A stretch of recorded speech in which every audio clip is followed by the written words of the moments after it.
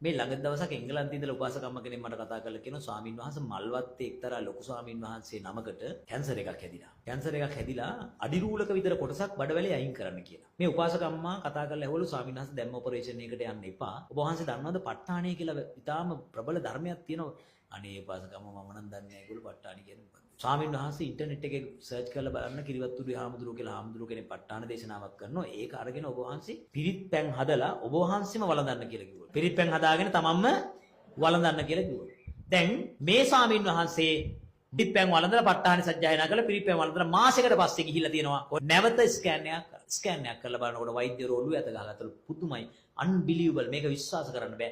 කිසිදු පිළිකා සෛලයක් නැහැ කියලා. ඔපරේෂන් එකක් තවත් කිසිදු දෙයක් කරන්න ඕනේ නැහැ ස්වාමීන් වහන්සේ. ඔය කතාව මේ පොයේ දවසේ මම කැම්ප් එකේ පන්සලේ පිරිසකට සිල් නැත්තන්ට මම කිව්වා මේ ගොඩගම කැම්ප් එකේ. ඒක කියලා ඉවර වෙනකොටම උපාසකම්ම කෙනෙක් වයසක උපාසකම්ම කෙනෙක් නැගිටලා ආවා.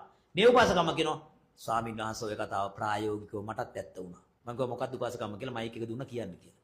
මේ උපාසකම්ම කියනවා ස්වාමීන් අවුරුදු දෙකමාරකට කලින් සම්පූර්ණයෙන්ම ඇඟ පුරා ස්ප්‍රෙඩ් වෙච්ච පිළිකා රෝගියෙක් මම. ස්වාමීන් වහන්සේ මට වෙන කරගන්න දෙයක් නැහැ. අසරණයි බේත් බොන ගමන් ස්වාමීන් වහන්සේ ප ဋ ාණිය කියා සජ්ජායනා කර පිරිත් කර දිව්වා. ස්වාමීන් වහන්සේ මාස එකමාරකට කලින් මම ගියා නැවත පරීක්ෂණයට පිළිකා රෝගවලට. ස්වාමීන් වහන්සේ වෛද්‍යවරු කියනවා උපාසකම්මා කිසිදු පිළිකා සෛලයක් දැන්නේ නැහැ. ඔබතුමිය බය වෙන්න නැතුව යන්න අවුරුදු 90කට වැඩි ජීවත් වෙන්න පුළුවන් දැන් ඔබතුමියට. ඒසා ප්‍රබල අතිශයින් කියන්නේ දවස ගානේ මට ඒ වගේ සාමාන්‍ය ඇමතුම් 10ක් 15ක් එනවා.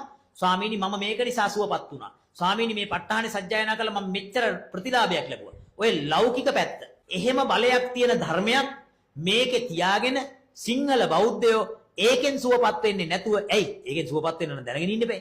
ඒකෙන් සුවපත් වීම දැනගෙන ඉන්න නැතුව මොකද කරේ? දැන් සුව වෙන්න ලෙඩක් හැදුනට පස්සේ සුව කරගන්න එපා. වෛද්‍යවරු ගාවට ගිහිල්ලා බෑ කියලා අතහැරලා දැම්මා. අන්තිමට මොකද වෙන්නේ? සුව කිරීමේ මෙහෙට ගියා. සුව කිරීමේ මෙහෙට ගියාට පස්සේ අමනුෂ්‍යයෙක් බන්ධනය කළා. අමනුෂ්‍යයාගේ මාර්ගයෙන් සුව කළා. ඊට පස්සේ බුදු පිළිමේ දෙකට කඩලා ඒ ආගමට ගියා. මෙච්චර බලගත් ශාසනයක් තියෙද්දි අපි මොකද වෙලා තියෙන්නේ? සිංහල බෞද්ධයෝ වුණාට බෞද්ධ ලේබල් අපි එක්කෙනෙක්වත් බෝධි පූජාවෙන් උඩට ගිහිල්ලා නැහැ. බෝධි පූජාවෙන් උඩට ගිහිල්ලා නැහැ. රන්වන් පාටින් දලුලන බෝධිය ඔච්චරද? අරහං බුදු ගුණෙන් මගේ හිරුගේ අපල දුරු වේවා අබ වේවා කහ වේවා දෙහි වේවා ඔය ටික තමයි දාන්නේ. අය ප ဋ ාණ සජ්ජායනාව ගෙනින්න ඉවරලා බෝධිය මුල වාඩි වෙලා ප ဋ ාණ සජ්ජායනාව විනාඩි 45ක් කළා නම් දිනපතා උදේ පාන්දර 5ට රෑ 9ට ප ဋ ාණ සජ්ජායනා කළා නම් ඔයාට ඔය මොන්නම රෝගයක්වත් හටගන්නේ නැහැ. රෝග හටගත්තත් කර්ම රෝග තියෙනවා. රෝග හටගත්තත් ඒව සුව කරගන්න පුළුවන්.